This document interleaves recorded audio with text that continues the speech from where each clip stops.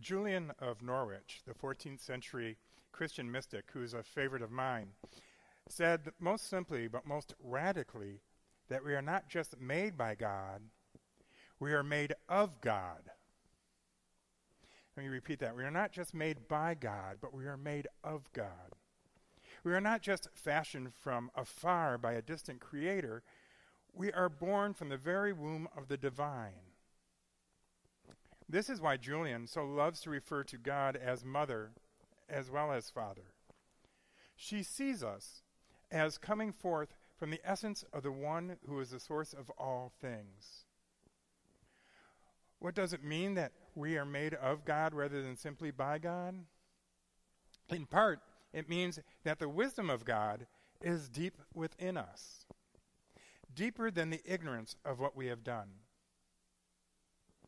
It is to say that the creativity of God is deep within us, deeper than any barrenness in our lives or relationships, deeper than any endings in our families or our world. Within us, as a sheer gift of God, is the capacity to bring forth what has never been before, including what has never even been imagined before.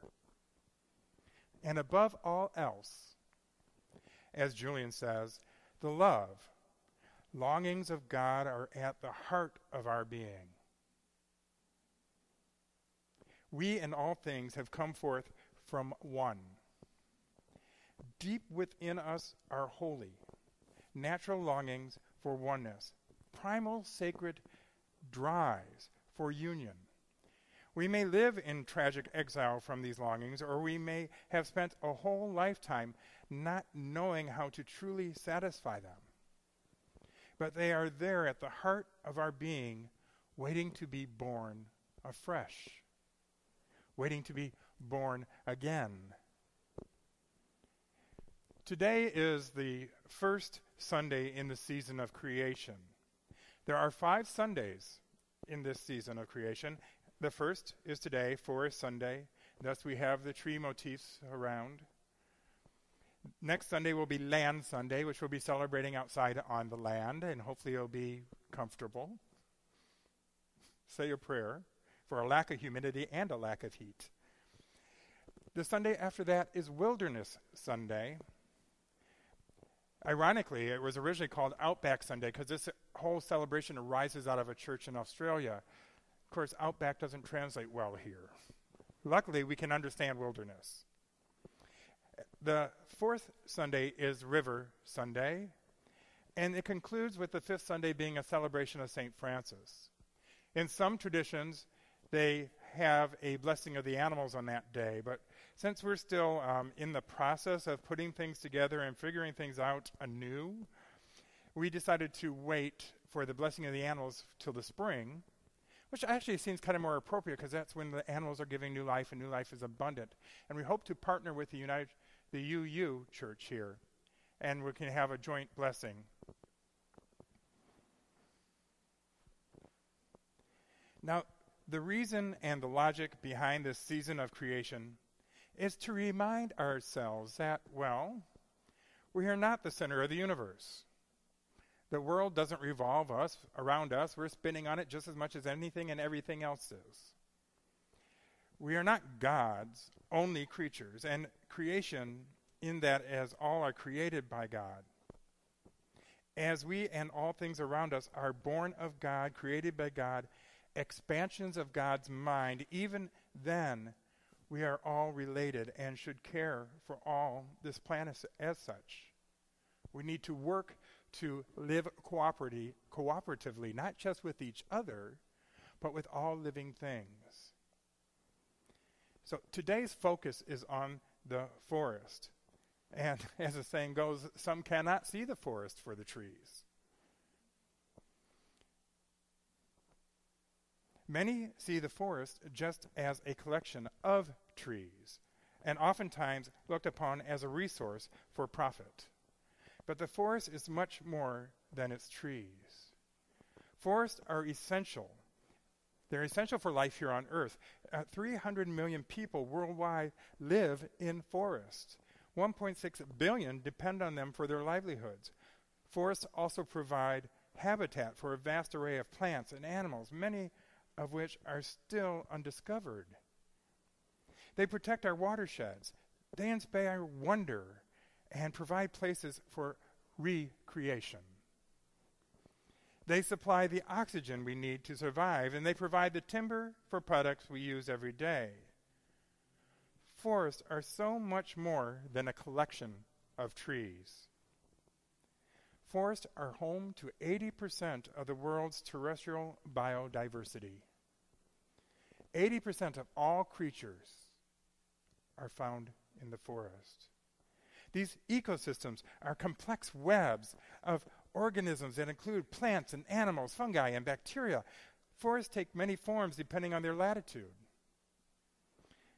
Local soil, rainfall, prevailing temperatures all depend on what kind of forest you may have nearby. Coniferous forests are dominated by cone-bearing trees like pines and firs that can survive and thrive here in our northern areas where these forests are often found. Many temperate forests house both coniferous and broadleaf trees, as you can find in my home state of Michigan, such as oaks and elms, which can turn beautiful shades of orange and yellow and red in the fall. Many times that's the only time people go to see the trees. It's, oh, the colors are changing. Let's take a ride through the forest. The most biologically diverse and complex forests on Earth are tropical rainforests, where rainfall is abundant and temperatures are always warm. And the forests also play a critical role in mitigating climate change because they act as carbon sink, soaking up carbon dioxide and other greenhouse gases that would otherwise be free in our atmosphere and contribute to ongoing changes in climate patterns. All this means that currently 1 in 4 people depend directly on the forest for their livelihood, and as many as 120 prescription drugs worldwide derive from plants found in forests. Deforestation accounts for 11% of human-caused greenhouse gases. The forests are the lungs of this planet, and we have basically given our planet a case of COPD. Earth is finding it hard to breathe. Now, I just find the forest a magnificent place to walk with God. You know, today's sermon says you must be born above and born anew. Well, nothing can refresh my soul more than a simple stroll through Armstrong Woods. I used to say Muir Woods, but it's too crowded with tourists these days. The forest gives us a sample of what life was once when man and animal lived in harmony. Muir Woods, or better yet, Armstrong Woods, are great examples of these wonders, of these glorious examples of God's hands here on earth. If you have an opportunity to visit the coastal redwood forest, I encourage you to do so because your soul and the way you look at this earth will never be the same again. The coastal redwood is such a unique and beautiful creation, and it exists only here, only on the range from southern Oregon to central California. And it extends not more than 50 miles inland, only as far as the coastal climate has its influence. See, fog plays a vital role in the survival of these trees, protecting them from the summer drought conditions. They also need abundant water and rain and moderate year-round temperatures. In ideal conditions, a coastal redwood can grow 2 to 3 feet in height annually. And it's interesting, there's a giant cut from a redwood over in Armstrong Woods, and if you look at the rings, you can tell when we had great rainfall because the rings are wider. And you can tell when we've had drought because the rings are smaller. And you can even see where we've had fires because some of the rings are blackened. So when the trees are stressed from lack of moisture and sunlight, they may grow as little as 1 inch per year. The climate shift and our now extreme heat is a threat to the coastal redwoods. We suffered gallantly with our air conditioning and fans through the heat wave we just had. And unfortunately, the cause of the heat wave is the fog has been pushed back. So our redwoods are not getting the luxury of their natural air conditioning. If the redwoods are threatened, then so are we all. For you see, the forest is not just the trees. There's a communal life underneath it as well that is also threatened. It depends on the redwoods. First off, I still find it amazing. The redwoods have a very shallow root system, and so they intertwine with each other and provide support so that they can grow tall. They are a community, lifting each other up.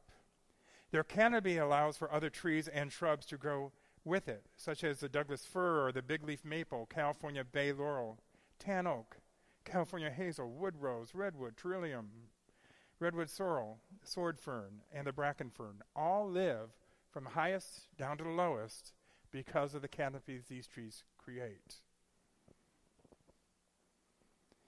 The forest is a cooperative community that exists in peace. Its only true enemy is man. Honestly, we are the cause of its pain, its deforestation. We are the cause of the increase in greenhouse gases that make it hard for our earth lungs to breathe. Not even forest fires can really destroy a forest because out of the ashes arise a forest again. Many types of trees require fire for their cones to open so that new trees can be grown. We, in our arrogance and ignorance, now have to work to correct the damage that we have done. Like I said, even with a forest fire, the forest rises again as a phoenix from the ashes. It is only us and the damage we're doing to our atmosphere and the way we have not cared for our planet. And so today I would encourage you to take some time to explore the woods in the area and the forest. Take a step into the awe-inspiring cathedral that is our redwood forest and walk with God for a minute. Or better yet, for a half an hour to an hour. If you pause in the midst of the forest, you will hear the gentle sound of creation. You will hear God walking beside you in the gentle trickle of the creeks, and the buzzing of the insects, and in the chirping of the birds. If you take a moment, let your heart be filled and inspired by the gift that God has left for us, so close by, the redwood forest, and offer a gift in return. Pledge to maybe plant a tree, maybe to contribute to preservation of the forest around the world. Pledge to try to recycle just a little bit more so we don't need to cut down so many trees. And allow the forest time to heal so that our planet can breathe properly again.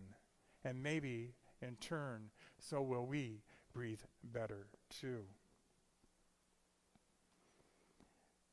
Take a moment to walk in our woods and be born again in spirit. It will refresh you, it will energize you, and maybe begin a new healing. And so in that, in your bulletin, we have a creation creed that was written in honor of this season. And I would encourage us all to recite this creed together. We believe that God renews all things and celebrates all things.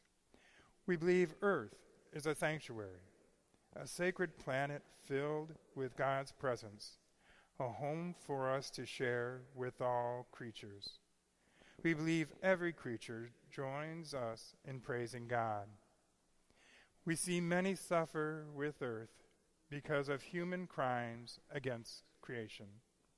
We believe that God becomes incarnate as a part of the earth, Jesus Christ, that he lived and breathed and spoke among us, suffered and died on a cross for all human beings and for all creation. We believe that the risen Jesus Christ fills the whole creation, reconciling all things to God renewing all things. We believe the Spirit renews life in creation, groans in empathy with every suffering creature, and waits with us for the rebirth of whole creation. We believe that Christ with us, and with Christ we will celebrate a new creation, reconciled, restored, and renewed. Amen.